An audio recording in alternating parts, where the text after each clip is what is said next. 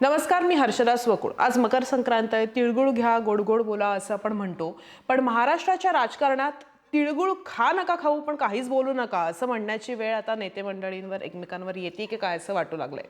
शिवतीर्थावर अदानीचा मुद्दा मांडत प्रचाराच्या अखेरच्या दिवसात राज ठाकरे यांनी ज्या पद्धतीनं निवडणुकीचे चर्चेत असणारे मुद्दे फिरवले, तसाच अजून एक डॉक्युमेंट बॉम्ब पडलाय अजित पवार यांच्याकडून, आणि तोही प्रचाराच्या अखेरच्या दिवशी।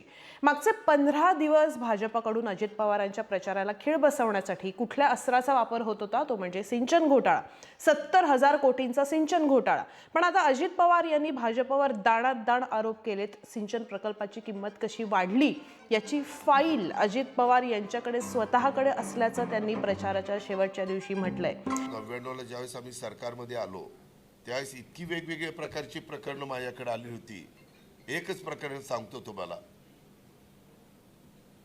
महाराष्ट्र कृष्णा खोरे महामंडळ माझ्याकडे दिलेलं होतं। त्यावेळेस तुम्हाला आठवत असेल 5च जिल्हे आणि थोडासा धाराशिवचा भाग आणि थोडासा बीडचा भाग ते त्या महामंडळात येत होतं।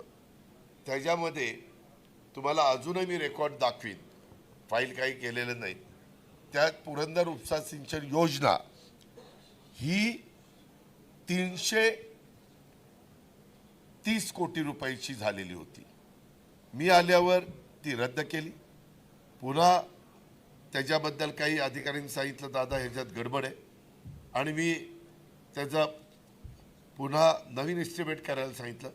पत्रकार मित्रांनो, 220 कोटी झालं। 220, 330 आणि 220। मी नंतर अधिकाऱ्याला विचारलं, अरे 110 कोटी रुपये कसे काय वाढले? ते म्हणले आम्हाला सांगण्यात आलं की आम्हाला पार्टी फंड पाहिजे म्हणून त्याच्यात 100 कोटी वाढवण्यात आले, आणि मग हे 100 कोटी वाढवत आहेत म्हणून त्या रिटायर झालेल्या अधिकाऱ्यांनी सांगितलं की आमच्याही लोकांनी 10 कोटी वाढवले, असे 110 कोटी वाढवले। पत्रकार मित्रांनो, ह्याच्यातलं एक गोष्ट पण खोटी नाही। मी अजूनही ती फाईल 330 कोटीची मान्यता दिली होती का नव्हती ती दाखवीन। मग मला काहींनी सांगितलं आता आपण ह्याच्यावर केस करू, अमकं करू। म्हणलं आता लोकांनी आपल्याला दिलं निवडून, कुठं आता ते करत बसतात, जाऊ द्या मरू द्या, आणि मी ते सोडून दिलं। वास्तविक ते काढलं असतं तर अक्षरशः हाहाकार माजला असता, कारण सगळे पुरावे होते, सह्या होत्या फाईलवर।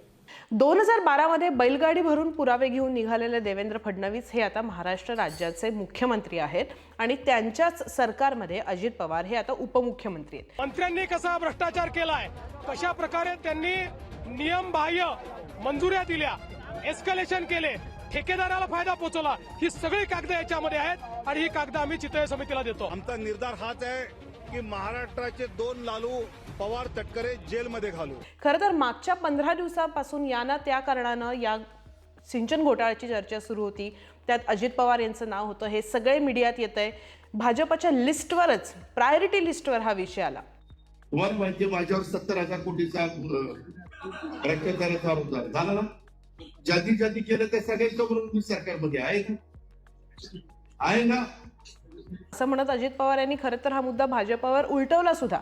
तरी सुद्धा सिंचन घोटाळा अजित पवार सत्तेत कसे काय हा प्रश्न भाजपला चुकला नहीं कि आपने बोला चक्की पीसिंग, देखिए आपका बहुत फेमस मीम है। बिल्कुल चक्की पीसिंग वाला मीम है। ये जो कोई जो इरिगेशन का उस समय जो स्कैम हुआ था, आज भी उस स्कैम में कम से कम 15 चार्जशीट दाखिल हुई है। कई लोगों के ऊपर क्रिमिनल चार्जेस फ्रेम हुए हैं। कुछ तो अभी केसेस बिल्कुल अंतिम चरण में है, जिसमें लोगों का कन्विक्शन भी होगा। अजूनही 70,000 कोटींचे आरोप न्यायप्रविष्ट आहेत। आता त्याविषयी बोलता येणार नाही, पण मागची पानं काढली तर उपमुख्यमंत्री अजित पवार यांना बोलताही येणार नाही असा इशारा भाजपचे नेते चंद्रशेखर बावनकुळे देत होते। 70,000 कोटींचा सिंचन घोटाळा लपवण्यासाठी अजित पवार भाजपत आले नसते आले तर काय झालं असतं हे सर्वांना माहिती आहे असं भाजपचे आमदार महेश लांडगे यांनी म्हटलंय। आणि या सगळ्या बातम्या सुरू असताना प्रचाराच्या अखेरच्या दिवशी अजित पवार असं काही स्टेटमेंट करतील आणि अशी कुठली फाईल काढतील, त्याबद्दल बोलतील याची कल्पनाही नसावी। आणि त्यानंतर एक खूप मोठी गोष्ट अजून एक घडली आहे, ती म्हणजे अजित पवार यांचं इलेक्शन कॅम्पेन किंवा त्यांची स्ट्रॅटेजी जी कंपनी करते त्या डिझाइन बॉक्स या कंपनीला पुण्यातल्या क्राईम ब्रांचच्या पोलिसांनी त्यांच्या ऑफिसमध्ये व्हिजिट दिली। ही रेड टाकली आणि ती कशाबद्दल टाकली गेली आहे याबद्दलचे कंटिन्युअस अपडेट्स अजूनही गुगलवर येत आहेत. बऱ्याच चर्चा त्याबद्दल होत आहेत. तुम्ही पण गुगलवर जाऊन हे अपडेट्स पाहू शकता. पण मला या व्हिडिओतनं तुम्हाला हे सांगायचं आहे की आता मतदान 1 दिवसावर आलं आहे. महापालिका निवडणूक ही कशाबद्दल असते तर बेसिकली सर्वसामान्यांच्या रोजच्या जगण्याशी रिलेटेड ज्या समस्या आहेत, जे इश्यूज आहेत त्याबद्दल आहेत. मग ते कचऱ्याचा प्रश्न असो, रस्त्याचा प्रश्न असो, पण ज्या घटना मागच्या 15 दिवसांपासून खास करून आता NCP आणि भाजपमध्ये मागच्या 15 दिवसांपासून घडल्या आहेत त्या पाहता नागरिकांच्या रोजच्या जगण्यातल्या समस्या कितपत दूर होतील हा भाग एकीकडे, पण रोजच्या जगण्यात घुसलेलं जे राजकारण आहे त्याचा चेहरा आता खूप वेगळा बदलू शकतो का असं तुम्हाला वाटतं का? हे नक्की सांगा.